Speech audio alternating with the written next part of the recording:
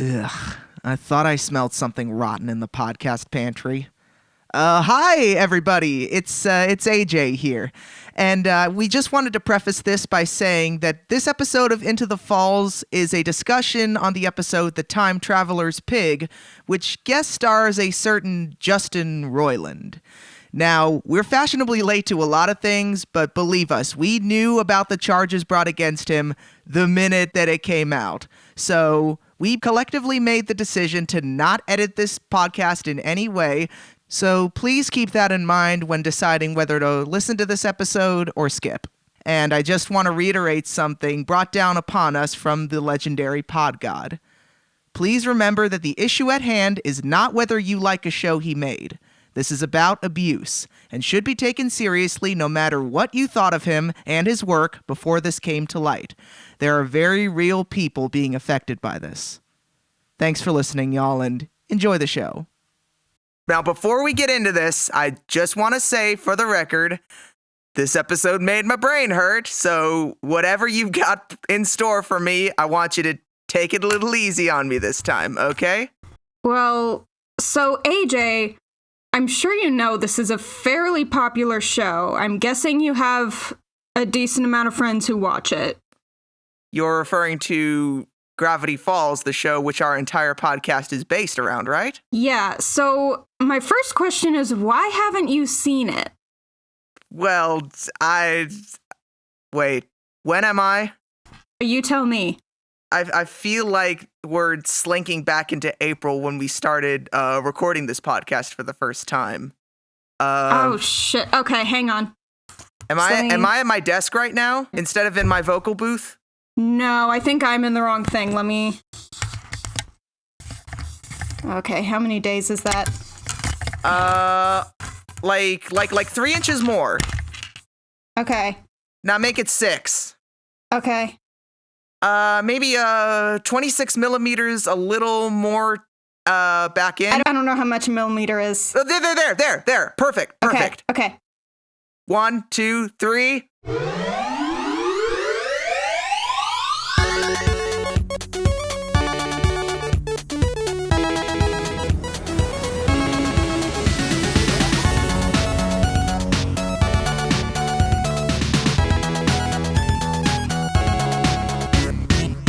Welcome to Into the Falls, a Gravity Falls podcast. I'm Mary, and I know lots of things. I'm AJ, and I know nothing. This is a podcast where I guide AJ through the wonderful weirdness of Gravity Falls, my favorite show that he has never seen. If you're a new arrival like me, or looking to relive some crazy summer memories, come with us, and let's dive into the falls.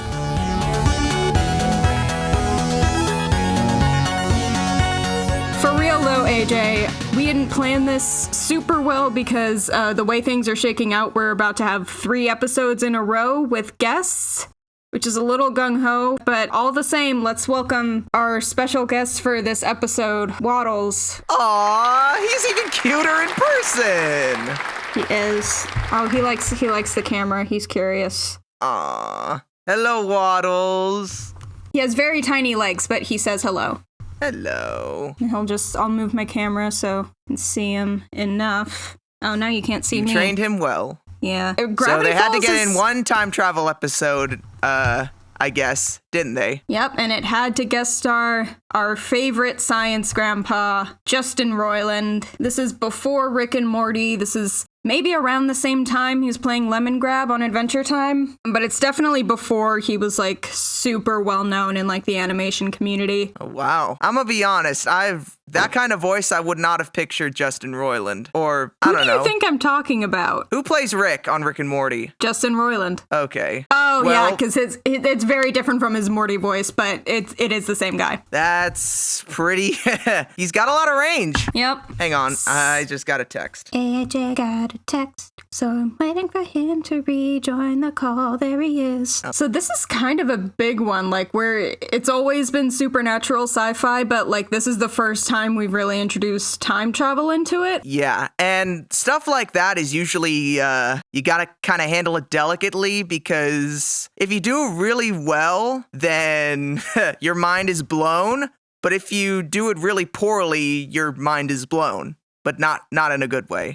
I think with this episode, like, it's not like Endgame where they like sat down and tried to figure out like what the logic was going to be. It's just kind of basic time travel, and they had fun with it.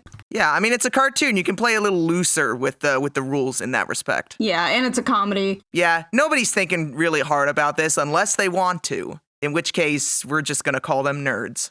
Yeah, and they're mostly just playing the time travel stuff for laughs. It's not supposed to be like, whoa, time travel exists? Because, like, of course it does in this universe. Yeah. So they just have like Justin Roiland be this super anxious time travel agent who's terrible at his job. Pathetic bald man who just says time every other word. Speaking of every other word, like every fifth note in my notes app right now says code in all caps. Gotta make sure you get it in there. So I don't forget this time, because I always write it at the end, and that's what makes me forget. It's like I do write it down, but I don't go through all my notes one by one. I just write down whatever I notice in the show, and then if it's relevant to the podcast, I'll bring it up. Yeah, I also kind of noticed, maybe because it was a big old time travel thing, they kept it pretty close circle as far as settings go this time around. We only really travel outside of the carnival when when they go back to the Oregon Trail. And even then, they're not really leaving the carnival, they're leaving the day of the carnival. Yeah, they've literally left the period of the carnival behind. So the Oregon Trail scene, that lady, okay, first of all, I have a lot to say about this scene. It's very funny. There's a guy just offering people dysentery in a canteen. Just, who wants dysentery? Dysentery! Who wants dysentery? Who wants dysentery? The guy. I want to say that's an ancestor of Stan's. Voice, and that's not who. You were doing a Darkwing Duck voice right just now. Don't deny it. I mean, I wasn't thinking about it. But you were. It came out naturally. Who wants dysentery? That's my Darkwing voice. Dysentery. Let's get dysentery! Let's die from dysentery. I can't do impressions, so I just do bad ones. That's okay. So there's a guy hawking dysentery. Practice makes perfect. There's a guy leading, I don't know, I guess just steering the wagon. Who's sounded like Alex Hirsch. It's just straight up Alex Hirsch. Like, I'm not even going to make you guess. It's Alex Hirsch. Just very obvious. That was like 50% who's inside the wagon, AJ? Describe the people inside the wagon. So poor old wagon family and their 10 kids. They got to make sure they've got enough kids to pull the plow and tend the tallow. I don't know what pioneer people did back then. They rendered the tallow and they died of dysentery. Did you catch the mom's name? No. Was it Bertha? It's very important to the plot, AJ. No, her name is Fertilia, and the guy driving just like turns back and is like, "By Trembly, Fertilia, it seems you've given birth to 2 more children." It appears I have. More little hands to render the tallow. She just thinks she recently gave birth to 2 preteens without noticing. Hey, maybe this couple is pumping them out, just pumping them out. But they're 12. They're 12, and she would have noticed if she Sometimes kids get lost in the her. shuffle. Yeah, I mean, I guess they have other things. They're very distracted by the perils of the Gotta worry Oregon about that Trail. Dysentery. Gotta make sure they've got enough bacon rations for the trip ahead. They've already had to eat like 5 of their kids. They're just tuned out now. I'm just glad I'm not the only person on this podcast who gets to have Michael Scott moments. That was not a Michael Scott moment. That is canon.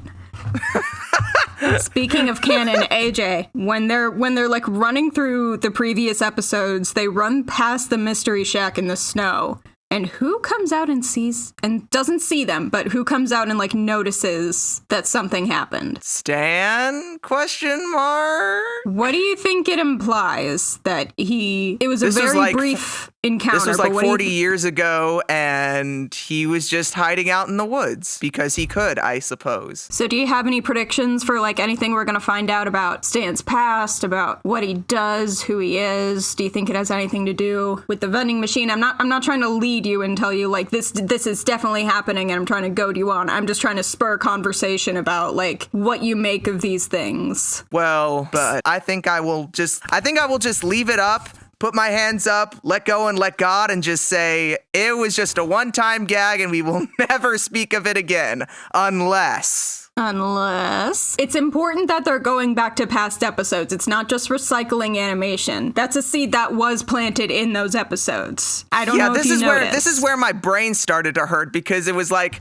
oh gosh, am I going to have to go back and see if I can find the calculator in the fishing episode, or am I going to have to go back to Headhunters and look for a shoe? You're not. This is where time travel starts to give me a headache. Yeah, you're not looking for the things they left. You're looking for something that's going to be more noticeable in the background of a scene like that than just like a shoe on the ground. So that is there. They did plan that far ahead. That's in the first 3 episodes. I think it's just the first 3 episodes. So it took a while to actually pay that off. Yeah, and this is where I guess we're starting to see the innovation that Gravity Falls brings to modern TV animation. Yeah, there were hints of it in the first couple episodes. Like we had an ad for a child psychic a couple episodes before we met Gideon, and like obviously they planted like something's going on with Stan and the vending machine, and like there's something mysterious about the journals, but this is like real solid but like for the proof. past few episodes we've had just like very centered plots. We've had some recurring characters like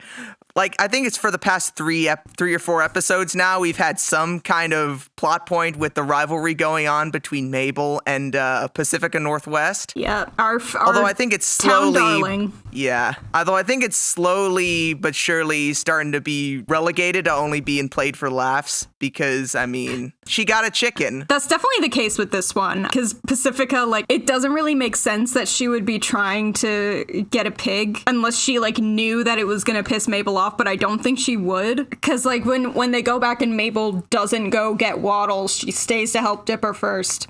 Pacifica wins him instead, and it's like she would not. I can't see her having any interest in keeping a pig as a pet or even bringing it home to like make pork out of it, because she would have like a butler or something do it. She would not do it herself. She would never dream of that, and her parents would never allow it. It's just a background joke for this. It doesn't really make sense for her character if you think about it. I only just realized it when Charlie came on last time, only 2 days ago. We are marathoning these because there's an episode we want to get out in a timely manner.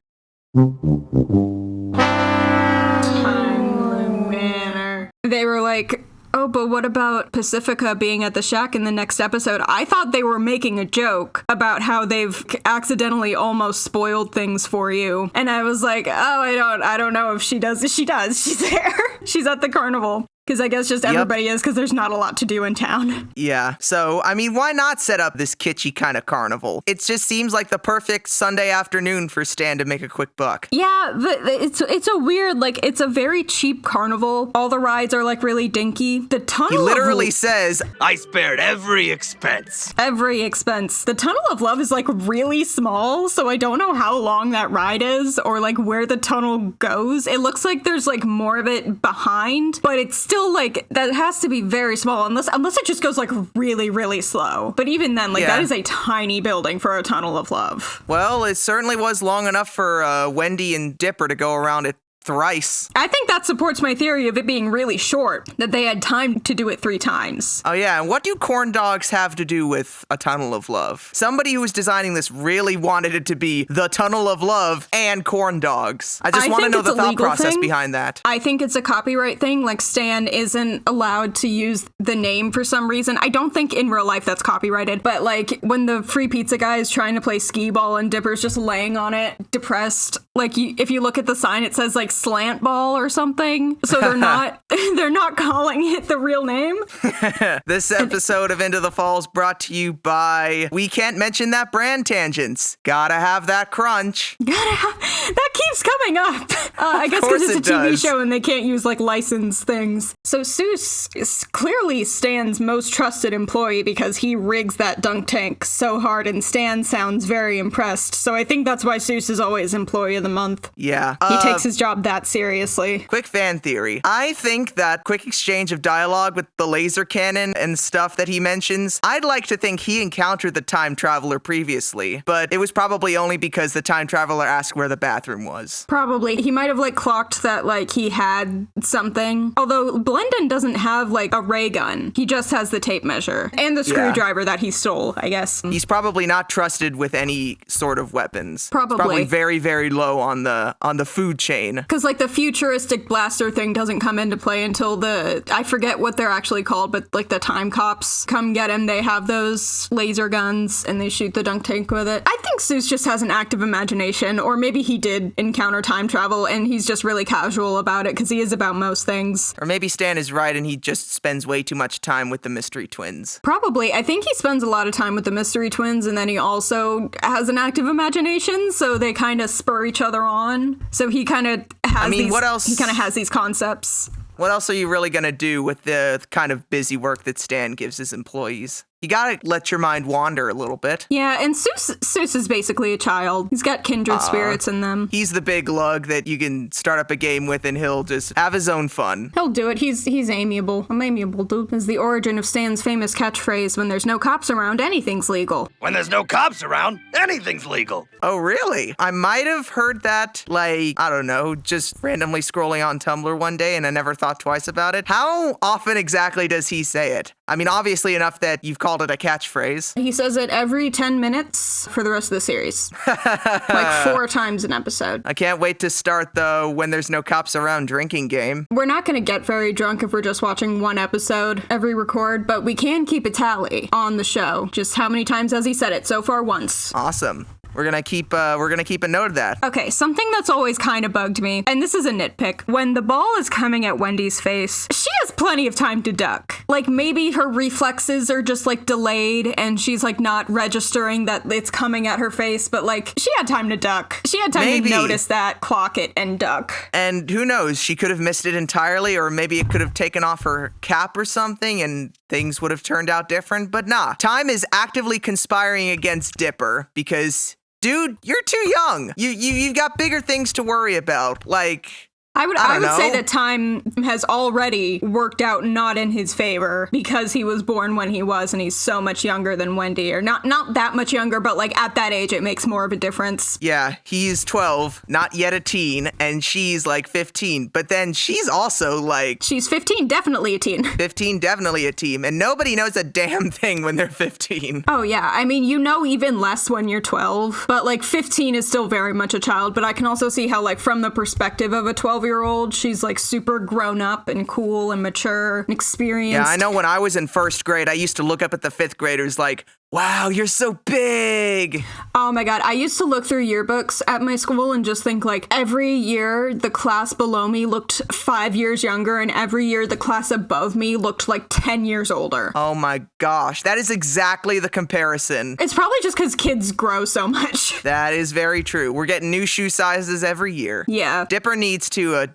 tie his shoes better. Otherwise, he's just going to leave them all over time. And then what? There's probably one at the signing of the Declaration of Independence. Really? I should check back that film I love, 1776, because if you affect one timeline, you affect them all. I think they referenced the shoe in Hamilton. Oh yeah, I can definitely remember it from the 10 Dual Commandments. Yeah, it was in that song, yeah. That guy tripped over the shoe and then that's how he got shot. Yeah, that's the exact lyric actually. Lin-Manuel Miranda says, that guy tripped over a shoe and that's how he got shot. I don't do a good Lin-Manuel Miranda impression. I mean, my best Lin-Manuel Miranda impression is Fenton Crackshell. And that's closer than I'll ever get. And it's Fenton Crackshell Cabrera. Yeah, I said that because I based my impression on the 80s original Fenton Crackshell. Okay, so not Lin-Manuel Miranda. But I mean the loose connection, and I guess it kind of sounds a little bit like Fenton Cabrera, so I mean, you can take it or you can leave it or you can nitpick. It just is. But AJ, something very important we have to point out. Let me look this up so I can make sure it's right. Ooh, gotta get our facts straight here on Into the Falls. There is an important connection you are missing. Let me make sure this is correct. I'm 99% sure it is. Yes. Well, open up my brain and grab like that funny looking rainbow colored wire and just solder it wherever you need to go. Fenton Crackshell in the original DuckTales was voiced by an actor named Hamilton Camp. I know that. Hamilton. It all makes sense now. It is kismet. They couldn't have gotten anyone other than Lin-Manuel Miranda to play him in the reboot. It was fate. You know, I don't know why Dipper's trying to mess with Time. Time knows what she damn well is doing. Yeah, but Dipper is a 12-year-old idiot, and he thinks he knows better. Yeah, but when you're 12, it's charming. When you're 15, it's like, shut up and go do your homework. The 15-year-old isn't doing it. Yeah, but I had this thought in my brain, like, ever since we were doing it, and I just had to get it out. Doing what? Back when we were discussing how the age difference between Dipper and Wendy. Yeah, but, like, Dipper thinking he can go against Time, like you said, when you're 12, it's charming. He is 12, therefore it's charming. You have nothing to complain about because there was no 15-year-old trying to do this. Wendy had no idea it was happening. I tried to make a connection back, and it just I thought you were going to say I tried to do that when I was 15, so I know. Yeah, I actively tried to conspire against Time when I was 15. And you know what? I succeeded. I was able to pop one zit on my face, and I was able to go to school feeling confident. There's not enough hours in the day for me to draw my persona. You know, there's not enough hours in the day to do anything. I know I said I don't do good impressions, but I think I really did a great impression of 15-year-old AJ just now. I think that's exactly what you sounded like. Yeah, pretty much. Hey, kids. Have you ever wanted to travel through time like Marty McFly? Who? I meant Dipper. Yeah! New from Time Company Time Toys, it's the Time Tape Measure. Whoa! Pull the tape to choose when to go, and press the button to warp through time. It's literally just a tape measure with a little speaker in it. Time Tape Measure works just like a real tape measure, except we painted over the inches and centimeters so it can't actually tell you the length of anything. It's functionally useless. Time Tape Measure may be a toy, but your imagination can take you anywhere. When. I can go to the non-woke past my dad's always talking about. Just keep it away from pets, parents, and little sisters. I want to time travel. I think I'll go back to when I was an only child. I don't think that was necessary. Get out of my room! Time Tape Measure has no actual time or measuring capabilities. Seriously, keep it away from pets. Please don't put it in your mouth. We use really cheap paint and I don't know what's in it. See you last week!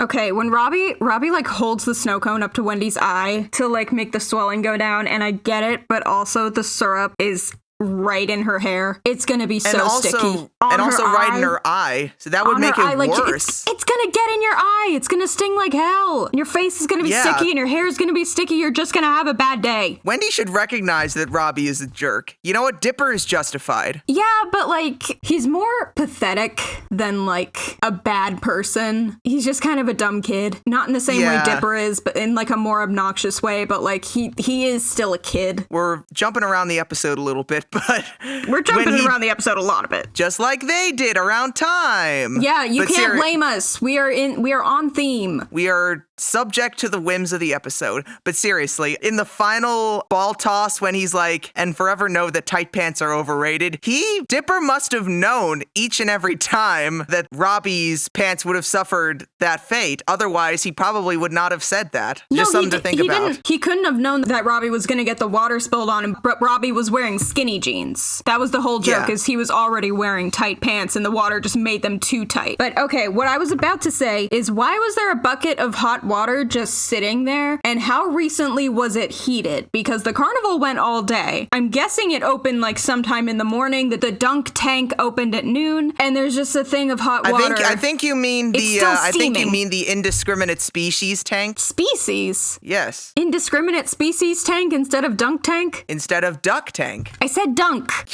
but at first you said duck. No, I didn't. You said duck at first. I was having having trouble enunciating, and I was wanted to make a joke of it. I wanted to make light of it. Oh, I thought you were making a joke dynamic. about I thought you were making a joke about the copyright thing, and like that was your replacement. I'm like, that has nothing to do with anything. What?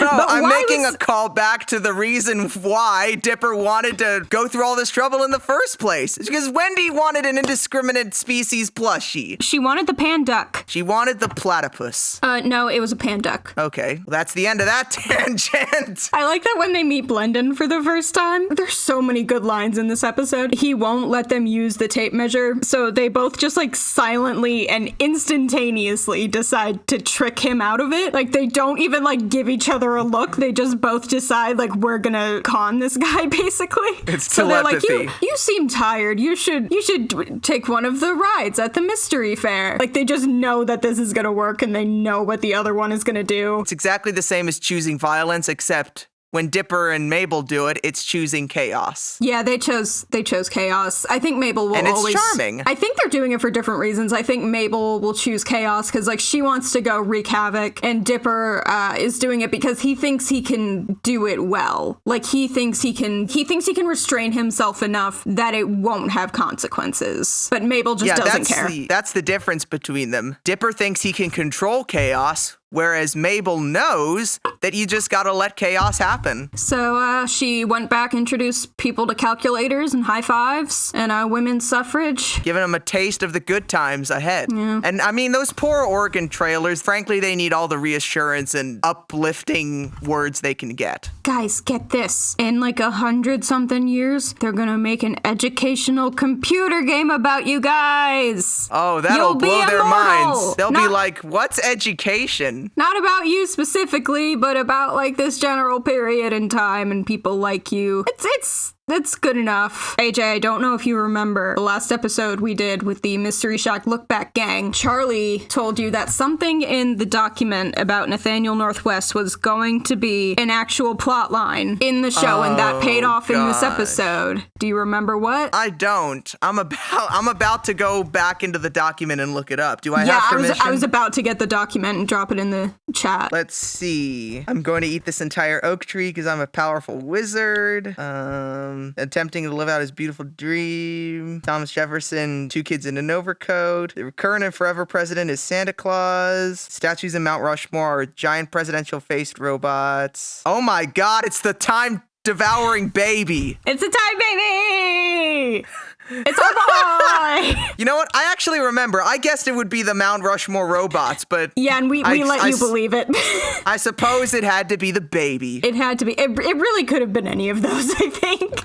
If you don't know and you just read that out of context, you're like, yeah, it could be anything at this point. Yeah. The writers are just having fun. This is pure... They're not thinking about this. This is purely made for a one-time gag. But then it's not. And then what? And then we wonder why that baby on the Oregon Trail had a Band-Aid on his chin, because those definitely hadn't been invented. Like, we had bandages, like cloth bandages, but like, that's clearly, if you look at it, it's clearly like a Band-Aid with the thing in the middle and the 2 sticky parts. So like, it's not Mabel's fault that there are anomalies there. Mabel had it in her pocket and she saw the baby and had a moment of sympathy. Just did that very quickly off screen. Yep. Just, he has a little boo-boo on his chin. He has a boo-boo. Here you go. I bet she even had the disinfecting cream on hand, too. Yeah, she probably had Bactine in there. And she knows about the dysentery. Why are you spraying my baby with poison? That's probably not how anyone talked on the Oregon Trail. That's a Why are you spraying my baby accent. with poison? That's a Southern accent.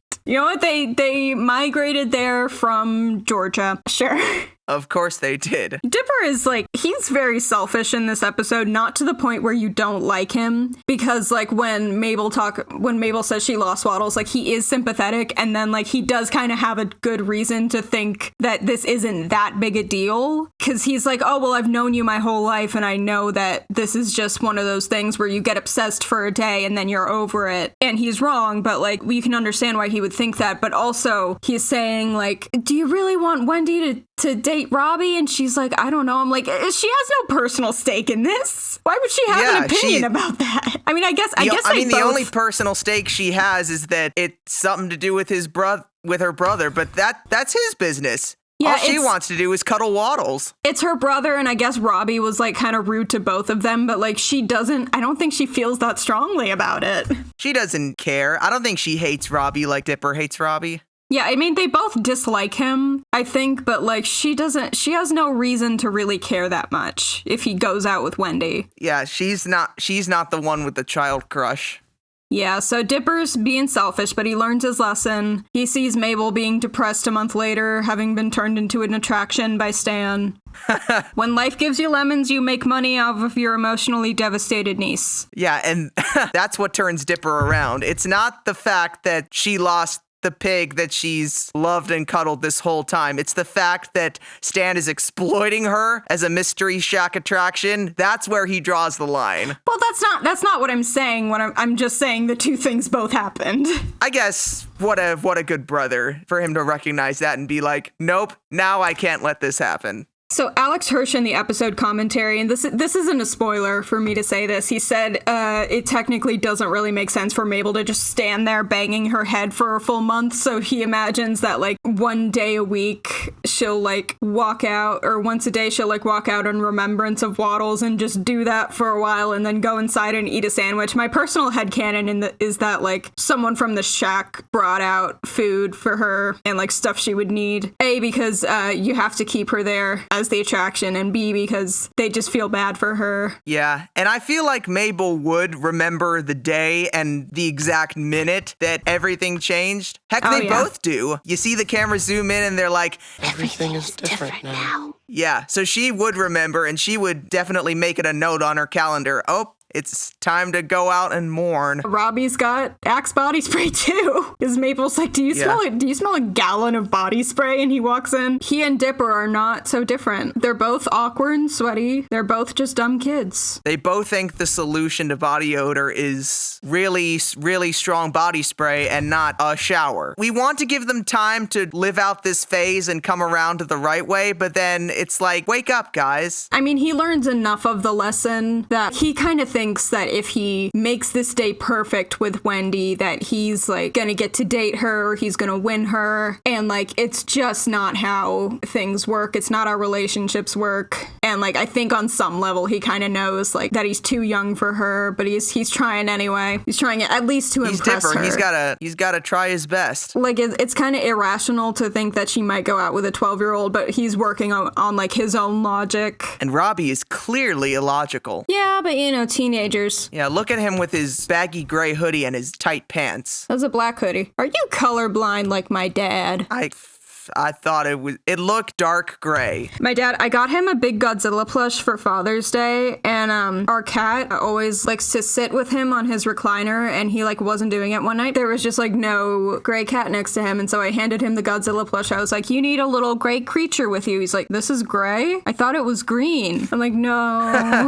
Well, I mean, Godzilla does have some green in some incarnations. No, I understand. Or at least from the art I've seen. I understand the logic, but like if you saw the plush, it's pretty clearly like dark gray or black. I mean, especially if it was a plush based on like the new American Godzilla. Yeah, I'm gonna drop a picture of it, of how I presented it to my dad on Father's Day. Oh yeah, that is gray. Like maybe it's like a green casted gray. Yeah, I can see that. I'm glad you put the Green Bay Packers hat on him, because that green and that green are not the same. AJ did air quotes when he said green for the second time. He is not. I don't think he's colorblind, but the podcast listeners couldn't see you do that. God, I'm just gonna dub in air quotes like after the fact. I know. It'll be this weird jump. I know this is kind of unrelated to what we were just talking about, whatever it was, but I can't get it out of my head, the line where Seuss tells Blendon he has to take it off his tool belt because one of them might fly off and accidentally fix something. That is pretty funny. Like in an episode full of very, very funny moments, that is one of the funniest, if not the funniest. And just Seuss's delivery, he's just always just so deadpan. I love him. He's so chummy and just kind of, spacey. You don't really expect him to have a twinge of sarcasm, but there it is. He does. No, that wasn't sarcastic. He is completely genuine about this. That is who he is. I would think you would know that by now.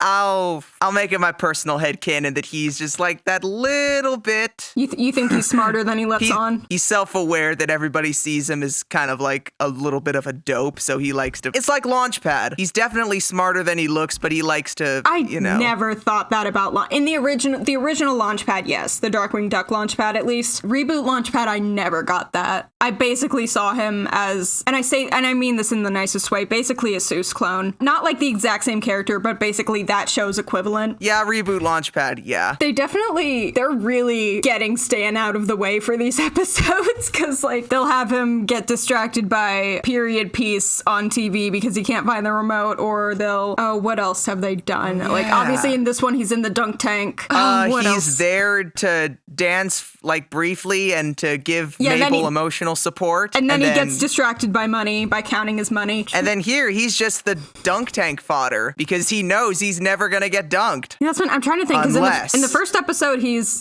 giving a tour of the shack while all that is going on. Second episode they abandon him to go catch the sea monsters, so he didn't really have a say. And the third episode, it's his wax figure. Well, the third episode he's in mourning, so he's not in the mindset to do that. Fourth episode he goes over to confront Bud Gleeful, and then they start talking business. Fifth episode, period piece. Sixth episode, what was the sixth episode? Was it was it Dipper versus Manliness? It was Dipper versus Manliness, right? So that's when he's trying to win over Lazy Susan, so he's getting a makeover. So he's out of the way for the supernatural stuff. One after that, he's counting his money, and now we're here. Wait, what was it last time? Irrational Treasure. Yeah, so he was in the stocks that whole time, so they always have a way to get him away from whatever the main plot is. They gave him his one big mystery moment in the first episode with the vending machine, and then it's like, okay, now he's a funny ha-ha comic relief character from here on out. Yeah, because like it's the only way the audience can believe that he still doesn't believe in supernatural stuff, because like it happens so much, and a lot of the time it happens like out in the open. Like the Manitars were just out during the day, and so we're just like, well, how does he not? He just doesn't see any of it. He's just over there the whole time. He's just over there counting his money, popping into the vending machine every now and again. Another weird tangent, but like I have not noticed us swear that many times these past few recordings. We need to start a tangent count. You know what we do? Not even the number of times we go on tangents, just the number of times we say tangent and just acknowledge that we went on a tangent. Put it in the description. Expect tangents and expect the word tangent. Just the description of the podcast. I love how like we talk about it so much that when we had Charlie and Ella on last time, I don't know if this is going to make it into the episode, but like at the end, I think it was after we stopped recording maybe, but Ella was like, did we go off topic enough? Did we have enough off topic tangents? I'm like, yeah, I think so. And she's like, okay, good. I want your audience to get more of what they're used to. I'm like, thank you. Not even in like, she's trying to drop a sick burn. We just talk about it so much that she's like, okay, so this is like an integral element of your podcast, so we have to do it. This is us. This is us. That's my favorite show on NBC. Just kidding. I've never seen it. I know Mandy Mora's on it. And who else? Sterling K. Brown. I almost said Sterling Knight. That's fucking Chad Dylan Cooper from Sunny with a Chance. And I don't know who else. It took me a little bit to get there. Funny thing, I first got Disney Plus and I saw a little bit of Sunny with a Chance and a little bit of So Random. It's a party, get down. So Random. It's a party, AJ. Get down. Thank you. Like looking down at my notes and like noticing that I wrote down a line that I thought was really funny and then just remembering it and laughing. So I wrote their leader, Waddles, because when Blendon is being taken away, he's like, it was those kids and their leader, Waddles. He just assumes that Waddles is the mastermind behind all of this for no discernible reason. It was those kids and their leader, Waddles! That's this show's equivalent of, I would have gotten away with it if it weren't for those meddling kids. I haven't seen this episode in so long that I half expected him to just quote that line, but no, it's just their leader, Waddles. Nah, they're one actual pop culture reference and they had to save it for Babe. And you know what? Respect. That'll do, pig. That'll do. It's funny because I haven't seen Babe. Neither have I. I was going to say I probably should. I think it's on like HBO Max or something. Maybe when I have my George Miller marathon, I'll pop in on Babe. I saw like some reference to like Alex Hirsch quoting this when kids aren't going to get it. I think Charlie like sent me a snippet of their episode on it and they talked about that. But I don't know. When I saw the episode, I got the reference and I still haven't seen the movie. I just had seen it referenced in other places, so I was aware of what it was. But yeah, I don't know if like a 9-year-old watching at the time would know if they haven't seen Babe. Because, like, I mean, I know it's an oldish movie, even at the time. Mid-90s? Yeah, 1995. So, like, even at the time, it's a little, like, it's before kids' time. But, like, you know, we have home media. It's not like kids can't see it. Like, they might prefer newer stuff that they, like, saw in theaters, and so they already kind of grabbed onto it. But, like, I wouldn't, I wouldn't discount, I caught Space Jam randomly on HBO one time when I was a kid, so... Yeah, it's like when I was a kid and I watched like Hannah Montana and somebody references like the Beatles and Lily's like, who? And I'm like, no, the biggest one was in Read It and Weep because it makes absolutely no sense to this day. It does not hold up to scrutiny. There's like a bunch of famous people there and her mom's like, I know that guy. I had all of his albums. And she's like, what's an album? I'm watching this when I'm like 8 years old. I'm like, they're still called albums. This podcast is brought to you by Disney Channel Tangents. We do have a podcast about a Disney Channel show, but we will talk about every piece of Disney Channel media except for that show, Disney Channel Tangents, where dreams come true. Shake It Up is next. I hated that show when I was a kid, but I watched it anyway. But I guess in the back of my mind, I was like, that girl's gonna be Michi someday. You foretold the future. That tape actually works. Yeah, that's how I did it. I had this measuring tape. Do you need to charge the battery for that or something, or does it just work? It just works, because in the future you don't need batteries. Everything just works. I'll have to figure out how they do that. What's the cipher called? I think we're still on @bash. Once decoded, it reads, not H.G. Wells approved.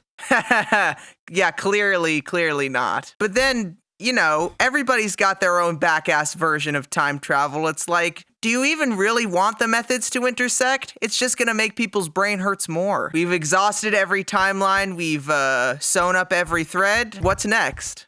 What is next? The next one, which will once again include friend of the show Charlie Marlowe, not Ella this time, but she's coming back soon, is Fight Fighters. I'm full-heartedly expecting to see like 10,000 Street Fighter references and or Mortal Kombat references. If this show doesn't revolve around the local Gravity Falls arcade, I will be sorely disappointed. Well, AJ, you'll just have to wait to find out next time on Into the Falls. Keep those quarters handy, kids, and remember, trust no one.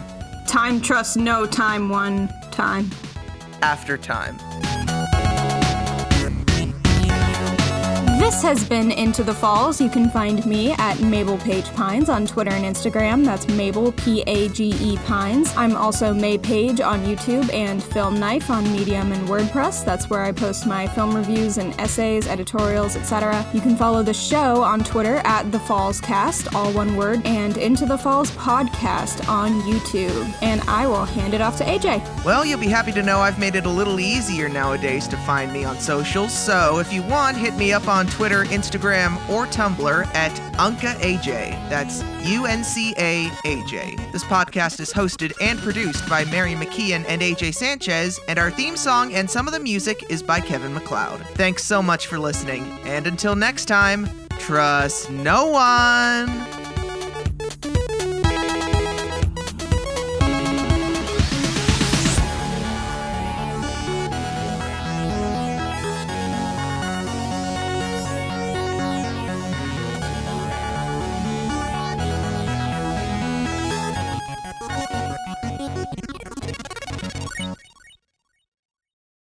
Just for the heck of it, you want to clap? Yeah, sure. 3, All right. 2, 1. We're supposed to clap at the same time, AJ. You always do it like 1 full second later. You know what? How about I clap on one, you clap on clap, and let's see if they sync up on your end. Okay. It's an experiment. Okay. Do you want to count it down? Am I counting it down? You count it down. Okay. 3, 2, 1. Hey! It worked! I cannot believe it. We did a sync actually, clap, I can't everybody, believe it and that's because recorded. I came up with it. All right. Yeah, that's gonna be the outro funny bit. Yeah. All right.